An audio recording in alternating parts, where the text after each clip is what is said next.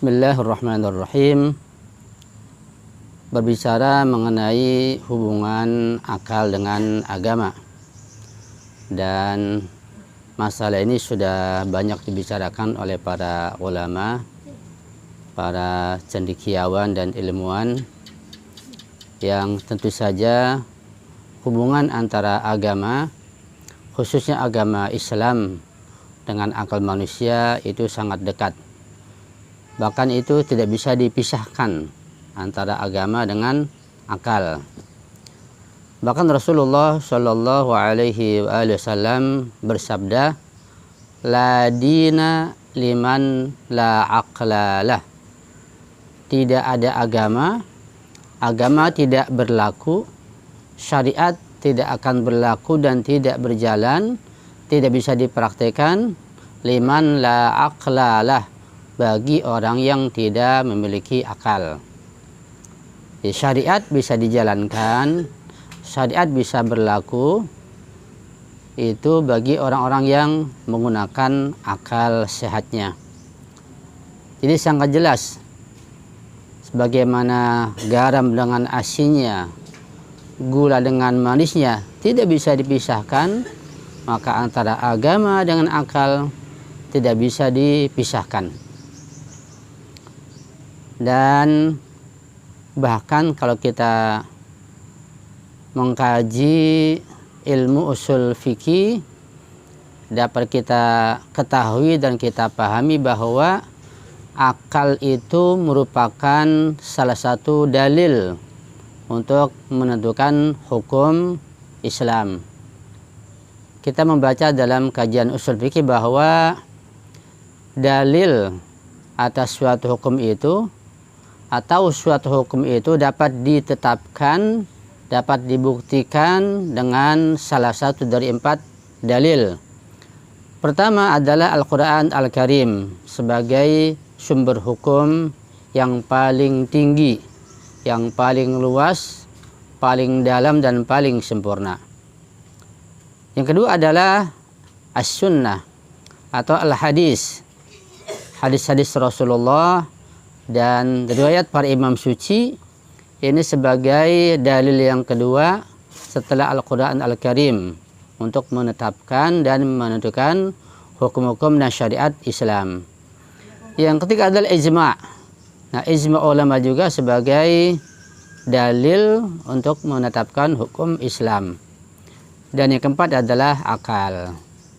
Jadi jelas akal merupakan urutan nomor yang keempat setelah Alkitab, Al-Quran Al-Karim, As-Sunnah atau Al-Hadis dan riwayat, kemudian Al-Ijma' dan terakhir 4 ada Al-Aqal. Saking pentingnya peran akal dalam masalah syariat dan agama, maka akal menjadi hujjah, menjadi dalil atas suatu hukum. Misalnya kita juga mengkaji dalam kajian usul fikih, ada tema yang namanya al-mustaqillatul aqliyah, kemandirian akal dalam menetapkan hukum.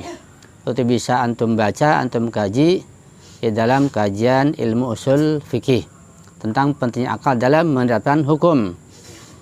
Satu contoh misalnya ketika seseorang atau kita tidak tahu tentang hukum suatu masalah atau suatu kegiatan, suatu aktivitas, katakanlah masalah olahraga misalnya. Tetapi kita mengetahui dengan akal sehat kita bahwa jenis olahraga yang akan kita lakukan ini membahayakan akal. Pasti dengan meyakinkan membahayakan fisik kita, bahkan membahayakan ruhani kita. Nah, tanpa kita merujuk kepada Al-Quran, kepada hadis sekalipun, ketika akal kita meyakini ini olahraga sangat berbahaya dan pasti membahayakan, maka pasti hukumnya haram. Di sini akal menempati kedudukan yang pertama sebelum kita merujuk kepada Al-Quran dan kepada Al-Hadis. Ini satu contoh misalnya ketika kita berada di suatu tempat, suatu daerah, di sebuah hutan atau gunung, kita menghadapi suatu kegiatan atau suatu gerakan, suatu aktivitas yang akal itu mengatakan berbahaya, maka sudah tinggalkan. tanpa terlebih dahulu kita harus merujuk pada ulama, kepada kiai atau ustadz untuk bertanya hukumnya. Atau ketika suatu gerakan, suatu aktivitas, suatu kegiatan itu sangat bermanfaat, tidak ada bahayanya, semua bermanfaat, maka pasti itu dihalalkan. Karena antara akal dengan agama dan syariat itu sangat erat hubungannya. Begitulah masa-masa yang lain, ya. Ketika seseorang memberikan saran, anjuran atau nasihat tentang sesuatu yang berbahaya, misalnya ketika seorang dokter mengatakan kepada antum bahwa sesuatu ini atau benda ini atau makanan dan minuman ini berbahaya buat antum karena kondisi fisik antum yang tidak mengizinkan, tidak memungkinkan untuk memakan atau meminum sesuatu ini. Nah, ketika informasi dokter sudah meyakinkan, kondisi antum pun antum pahami sedemikian rupa, maka tanpa merujuk pada syariat dan Al-Quran dan hadis pun, maka akal bisa dijadikan sebagai sumber hukum untuk menetapkan bahwa antum tidak boleh makan makanan ini dan tidak boleh minum minuman yang berbahaya ini. Itu tentang kemandirian akal yang sangat penting. Karena itu orang-orang yang tidak normal akalnya, orang yang gila, yang majnun, itu tidak ada taklif, ya, tidak ada beban kewajiban apapun dalam masalah agama, tidak perlu sholat, puasa dan lain sebagainya. Di sini betapa pentingnya peranan akal dalam masalah syariat Islam, dalam masalah agama, dalam masalah menetapkan suatu hukum.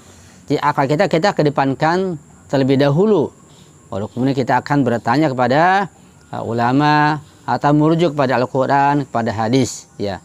Ini cara untuk menjalankan agama kita, agama yang hak dengan cara yang benar, maka kita harus selalu meningkatkan akal pikiran kita dengan ilmu pengetahuan, dan kita bersihkan akal kita dari berbagai kotoran makanan haram, minuman haram, maksiat, buatan dosa dan lain sebagainya. Insya Allah akal kita menjadi jernih, jadi sebagai pembimbing menuju pada kebahagiaan dunia dan akhirat insya Allah. Alhamdulillahirabbil alamin.